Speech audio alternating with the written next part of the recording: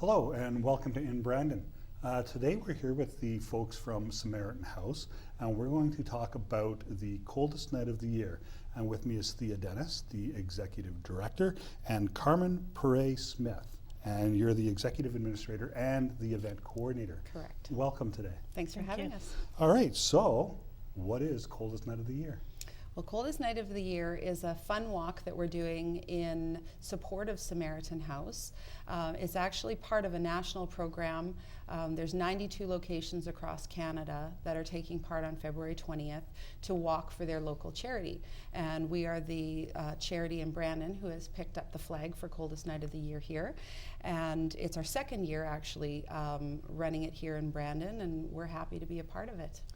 So, and when is it? It's February 20th.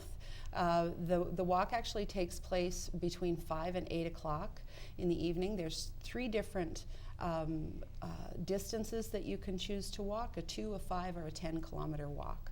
So we don't know if it'll actually be the coldest night of the year, but last year was quite chilly, and so the walk went very quickly. Okay, and so what is the significance of the coldest night of the year? Why is this event important? So we're trying to get Samaritan House the information from inside out into the community, and the community has supported us really significantly over these last 10 months. The importance of it is that this is our main fundraiser for the year that we're looking at for community support, and it's a fun time to be able to get together and have those have that fellowship, those discussions when we're walking and things like that.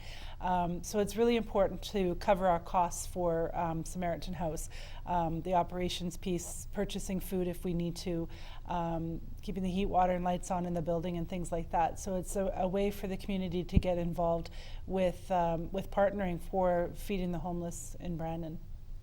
Okay, so who can be involved with your walk? The walk is open to anyone in the community or outside of Brandon. We are encouraging groups of all ages, all shapes and sizes to come out and show support for us. We really believe that the spectrum that we're reaching out to here in Brandon is as broad as the community, so we would like to have young people and old people and everyone in between come out and walk with us. It's not intended to be a really difficult event. It's supposed to be fun, so families and youth groups and community groups that are otherwise formed outside of Samaritan House can form teams themselves and come and walk with us. So what kind of community support have you received?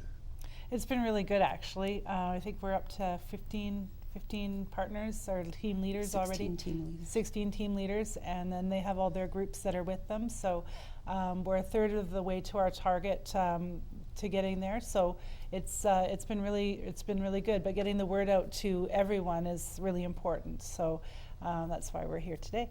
And one of the really significant things too, this being only our second year, we went a little more aggressively after sponsorship this year, and we had a lead sponsor come on right early on in the process, and that was a huge win-win for them and for us. And that's one way that the community is certainly coming on board. They're very interested in sponsorships. It's a way for the businesses to get involved rather than just the citizens walking. So we're really excited about that piece. And who is your lead sponsor this year? We have Boston Pizza this year, and they were really excited about coming on as a lead sponsor and want to carry on their support for years to come. They're very excited about partnering with us in Brandon because they're looking for the connection at the grassroots level of how they can help right within the community here.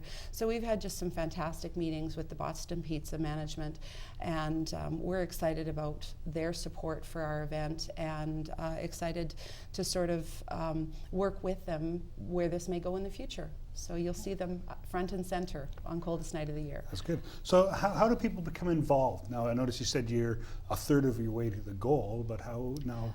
there's going to be more people wanting to be involved. Right. How can they come? Well, just to clarify, we're a third of the way to our sponsorship goals. We're hoping to raise a total of, well, we'd like to do over $10,000 in sponsorship this year.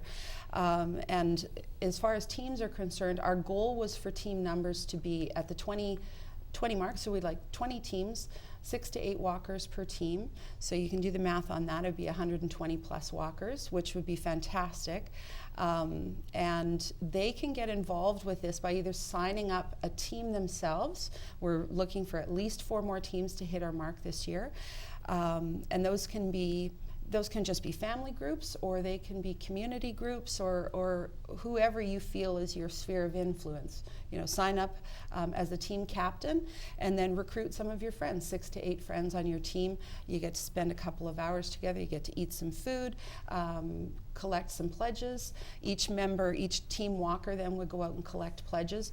Almost everything is available online, so the registration and donation process is streamlined and simple. And we're really happy to partner with Coldest Night of the Year National to have that available to us. Their website is fantastic. So they've made this as easy as possible to get team captains and walkers on board and collecting donations, and they're really starting to come in now. And do the donations stay in the community itself? They do, Yes. yeah, they do. It comes straight to Samaritan House and what we're doing right within our operations here. So it's as close to the mark as you can get for, you know, your donations getting to the people who need it most. That's great. So you mentioned the website and everything. So what is the website? How can people contact you? Okay, the website address for the Coldest Night of the Year is coldestnightoftheyear.org. And you can navigate from that website into our location page. So if you just choose the location, Brandon, under the location tab, then that will take you straight to our homepage, where you'll see all of our 16 teams, and you can either sign up or donate. Another thing that's really important to mention is that volunteers will also be needed. We have lots of opportunities for volunteers to get involved. So even if you don't want to walk or collect pledges, we certainly welcome the community to come out on Coldest Night of the Year and help out with various different roles that we have for volunteers. All of that can be done on that website. So it's that's sort of the portal, the one-stop place to go and do everything. Sponsor, sign up a team, sign up your walkers, donate, or volunteer, all on that website, coldestnightoftheyear.org. Very good. So is there anything else you want to get out there? We're just super excited about it. We can really feel the momentum starting to build here as we're calling people for team captaining and for sponsorships. We're asking people right off the bat, have you heard of Coldest Night of the Year? And more often than not, people are saying yes, they have heard of us. So we're really excited about that. There is some momentum building in Brandon, and we're anticipating, if not this year, certainly in the near future, that this will be one of the big fundraising events in Brandon. So we're excited. Excellent. Well, thank you, Thea. Thank you, Carmen. Thank you. For coming in, and hopefully you'll be able to reach all of your goals. So that's the Coldest Night of the Year, and they can be reached at coldestnightoftheyear.org. Yeah. And it's February 20th from 5 to 8 p.m. And it all kicks off at St. Matthew's Cathedral. Sure, and you can also call Samaritan House at 726-0758, extension 3, with any questions. Excellent. Thank you very much. Thank you.